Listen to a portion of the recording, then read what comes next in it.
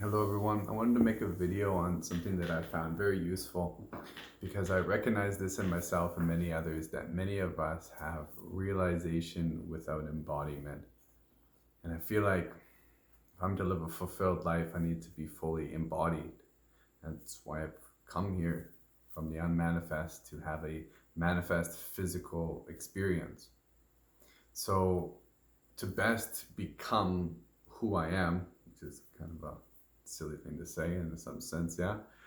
My being expresses itself outwardly, energetically. And to the degree I'm connected to the energy of who I am, I find that it expresses itself through archetypal lenses in some sense. Yeah, it's like a pulling in of information from a fundamental archetypal, like a template reality. And this energy has a kind of force from within that allows for an expression externally through word and deed. And I would go so far as to say this fundamental non-physical energy, as it moves from the realm of energy into matter, will have a relationship with the physical mechanisms of DNA in the nervous system, that it will shift the DNA to activate various proteins and various mechanisms that allow the embodiment of these fundamental archetypes to change how an individual shows up.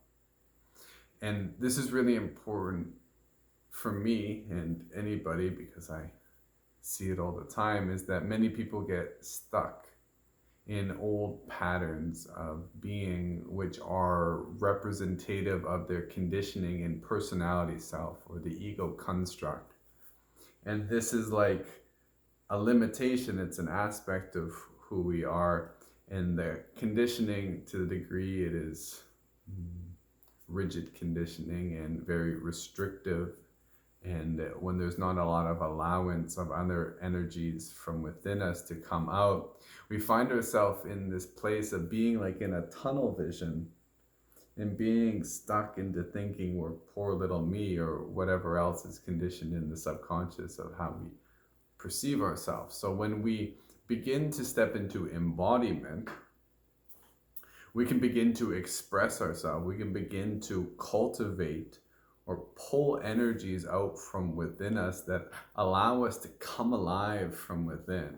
This isn't another mask that we wear from outside in. It's an aspect of the deepest parts of us finding expression through the archetypal or scaffolding of the blueprints that come alive through the energetic, through the physical mechanisms of DNA and the structuring of our manifest reality, yeah? So I've created a number of embodiment practices through my Qigong trainings, and I want to share a few of those with you. And as I share them with you, I'll give some information on the practices so that you can design your own, depending on the archetypes you want to embody and how you want to embody or express them. So I'm going to share a little bit about the 4 fundamental masculine archetypes, because these are the ones I've been working with most extensively. And this is the king, the warrior, the lover, and the magician. Before we get to that, I'm just going to give a quick peripheral understanding of how I view mind. So we have the personal mind, the conscious mind, the material mind, which is often experienced in the head. It helps us to interpret the now through the 5 senses at the level of the physical. Physical meaning the relativistic world of hard and soft. And when we go into our mind at that level, we have a positive and negative mind. We have positive thinking, negative thinking, yeah? Below that level of conscious mind is the subconscious and unconscious. Subconscious being the wellspring of information, previous conditioning of our past traumas. We have our stored likes and dislikes. We have our phobias and our fears, etc. Now, as we move down, we move from the conscious mind, down into the body, which is where the subconscious patterns and reactions and habit patterns are all stored. Then we move down into the earth. And if you want to visualize this, we have the body, which has its border at the skin, and then we have the mind, which is a little bit more diffuse around us. But this is the personal mind and body. As we extend the bubble, the sphere of our awareness around, we connect with the universal mind, and depending on which direction we go from our experience in the personal mind body, we will know the earth below us. And as we go down, things become more physical. Conscious mind into the body, becoming more physical, down into the earth. We break reality down to the fundamental forces of nature, and then the 5 elements, the great consciousness of Mother Earth, And as we expand up, things become less and less physical, and we connect with our higher mind. The higher mind here, I'll offer, has many components, depending on how you want to stratify them. We can speak to the archetypal layer, which we're going to talk about in this little video blog here. The archetypal layer has these essential non-physical energies that have a kind of template that when that non-physical energy comes down, or we could say within, into the external, it moves through the template reality, and it finds personal expression through our embodiment. So something like the warrior is a fundamental energy we all have access to, but as it finds expression through our individual, it's going to find unique expression, hence individual. Okay, so we have the archetypal layer, we have soul, we have guides, realm, guardians, we have angels, we have extra dimensionals, we have ETs, we have Great Spirit. So we have all that energy and information that we have a capability of tapping into when we move beyond the realm of our material mind. So coming back into the archetypal energies, the 4 fundamental ones, let's talk about the king. So these patterns, these embodiment exercises came about through my Qigong practice. I would do some movement, and then I would typically come into standing meditation at the end, which is an important process to sink the energies down into the lower dantian, which is very much similar to the process of taking mind into body, which is what we're speaking about here, taking the fundamental energy of the idea or the archetypal form and bringing it through the various different subtle to gross levels of reality till it finds activation in the manifest reality. So the king, I typically take my left hand and place it on my solar plexus, and then there's a proud chest and proud chin. Embodiment, right? It's like acting. As a king will look out over his world, and then I take my hand and I look out over my hand and I survey my kingdom. Now, as I do this, I switch hands back and forth, and this isn't an extensive teaching on how to do this form, but it's an expression or a teaching on what I'm doing and why I'm doing it. So as I'm doing this, I'm tapping in to the being of who I am as a king. What are the fundamental values of a king? How does the king see the world? As I look out, if there are people in my environment, or if there's forest in my environment, I'm looking out at what is outside of me as if it's my kingdom, as if I'm here, which I am here, to serve and protect it. See, when I first started doing this, I noticed this was much different than my mind. Especially when I'm in the personality and ego mind, I'm very much like a tunnel, my goals, my dreams. When I'm looking out as a king, it's like 360 peripheral vision, and I'm responsible not just for me, but I'm responsible for overseeing everything. And depending what kind of king I am, I'm looking out to the best of my abilities and trying to understand all the people and all the things going on so that I can help to guide my kingdom, to take my guidance from heaven's mandate, from the information of like the great eagle vision. The king has that higher vision of what's happening in the kingdom. And to the best of his or her abilities, he will oversee his kingdom and act in accordance with what's best for everyone. So this is really key. So I'm stepping into this archetype and my mind is becoming like the mind of a king.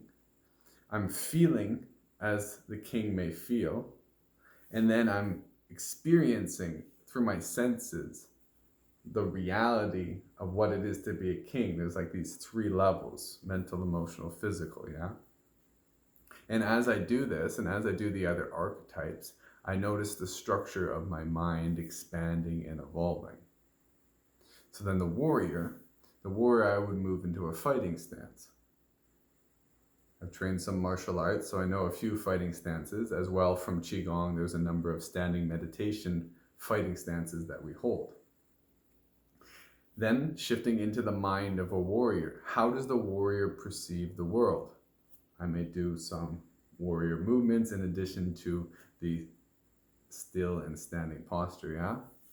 How does the warrior perceive the world? Well, the warrior within me is someone who sees challenges as opportunity, who loves challenges. Sometimes when I'm in my material mind and I'm in the negative bias, every time I see all the things that I have to do and the challenges and the tasks, I just get defeated and I don't want to do it. I want to orient towards pleasure and avoid discomfort. But my warrior is like, I love it, because that's where growth is. So as soon as I shift in there, I pull the information from my higher mind, I expand my awareness and my consciousness, and I become more intelligent in this way. Now, the warrior, as I hold my body, is much different than the king. But as I move through my king to my warrior, it's like I pull a piece of the king and I keep that king piece, and I pull a piece of the warrior and I hold that, and then I might move to my lover. And from my lover, I bring my hands down to my second chakra region, my sacrum, and I draw my breath and I breathe down into my genitals. And I look out at the world as if I'm looking into my lover's eye. Or I become polarized in my masculine polarity and I look out into the world as the world is feminine. And I intercourse with the world as such. My lover is a poet. My lover has essence and quality from the king now and the warrior, and I'm also imbuing this sensual, adventurous, juicy. There's these different qualities that come forth when I tap into this. Now, a little bit of this is acting, yeah? This helps us because this is the divine drama. It's the ego, which is so rigid that wants to be in pattern for survival reasons. But the archetypes are an opportunity for divine play and drama. The warrior, as I know it at the highest level, would die for their mission, but not in a dire sense, in a dramatic sense. That's the greatest love, and almost like the fulfillment of the warrior would be to go out as a warrior. There's no better opportunity if that's the given circumstance that they're in. They would become total in that moment, whereas the personality and the ego in those final thralls before death might shriek in fear. So these energies can help us to overcome, and to the degree we're sensitive to which energy is most representative to embody, we can pull from that wellspring of non-physical energy, and this will activate what we need at that time. Now, my shaman or my magician is the one that's most connected to the non-physical. So as I've created this kind of scaffolding for you where we have the earth below, the heavens above, we get the shamanistic 3 worlds. We have the upper realm, the middle realm of nature, and the lower realm. As I come into my shaman, I'll typically put my palms up in the air, and then I'll roll my eyes up with eyes open or closed, and I'll become aware of the central axis of my spine, and I'll extend my energies above and below me so that I'm feeling into the energy fields all around me, because this is an empty space above and below. There's information that is accessible there. And the shaman is the one who has a connection to these non-physical realms, who can help to be a bridge between heaven and earth. Once again, there's an opportunity to step into the value systems of a shaman, the motives and the capabilities. These archetypes can activate latent gifts and other aspects of us. It can pull them to the surface. Now, in terms of the archetypes I've explained so far, the shaman is the one who is most powerfully connected with visualization. So I may visualize myself doing any of my shamanic arts, which would be most representative of being in the energy of the shaman, but really visualization of anything that I'm working with, helping my dad to heal, helping to grow different aspects of my business, or helping out with my community. But all the archetypes lend themselves to visualization, especially in these embodiment practices. For example, as I'm the king looking out at the world, I may visualize my kingdom, the kingdom that I'm creating, the family that I'm creating, the house that I am going to be creating, the business that I'm creating, looking out like that. In the warrior, I may be visualizing fights, martial arts, but I may also be connecting with the warrior that helps me in my business. Because as I step into the warrior when I'm doing my work, for example, I have a number of goals and I have a number of check marks along the way for me to get done. The warrior is one in my energies list, not so much the lover, who's going to get that shit done no matter what. Yeah? So I might visualize those goals and me accomplishing them step by step in my warrior. So you get how that works? As we step into the archetype, we can also visualize ourselves embodying it. And it's like this. It's not like we're just visualizing it. I don't even know how to say that.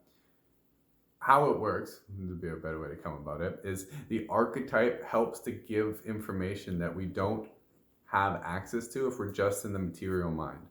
Once we start tapping into the energy of warrior, the warrior archetype offers energy. If we're not embodied in the warrior at all, especially if we've never done this kind of embodiment work, and we may have a shadowy piece that we're resistant to be in the warrior. We're resistant to be in the energy of that individual who does those things because we may have a poor self-image within ourselves. Then we don't allow ourselves to be in the positive state that allows us to see opportunity. We might be stuck in the negative mind, and when we're in the negative mind, we perceive the world as negative. We don't perceive opportunity, and that can keep individuals very trapped. Whereas if we step into the positive mind, and we step into the higher realms of the non-physical and these archetypal forms, they can offer us energy and information that is going to help us to move where we want to go. So those are the 4 fundamental archetypes, but there's many archetypes. And different parts of our life and different moments will ask that we step into these different energies, the archetype of a mother or a father for a newborn child. Along our journey, we're going to be continually moving through these archetypes in the divine drama, and to the degree that we know ourselves as the all and have a kind of looseness, not so attached to the ego, we can easily play these roles in the divine drama, and it becomes fun. Shifting between archetypes becomes easeful. It doesn't feel inauthentic, because when you know yourself as the all, you're free to become the all. And then it does become, like, life becomes the divine drama. It's no longer survival from the personality and the ego self, because when we have the warrior would die for what they love. When you overcome the fear of death through the archetypes, or through any mechanism really, then you no longer have to live by that. And then you're free to experience yourself as more of the all, more of who you are. So that's a little explanation of how to work with embodiment and archetypes and how to pull their energy from the all. If you have any questions on this is something I'd like to do in a video or a workshop to help individuals to step into more deeply. This is some of the information that goes along with my coaching systems, helping individuals to find alignment, finding mental, emotional, physical, and spiritual harmony, and achieve their dreams. Thank you for listening and for watching. Aya Om.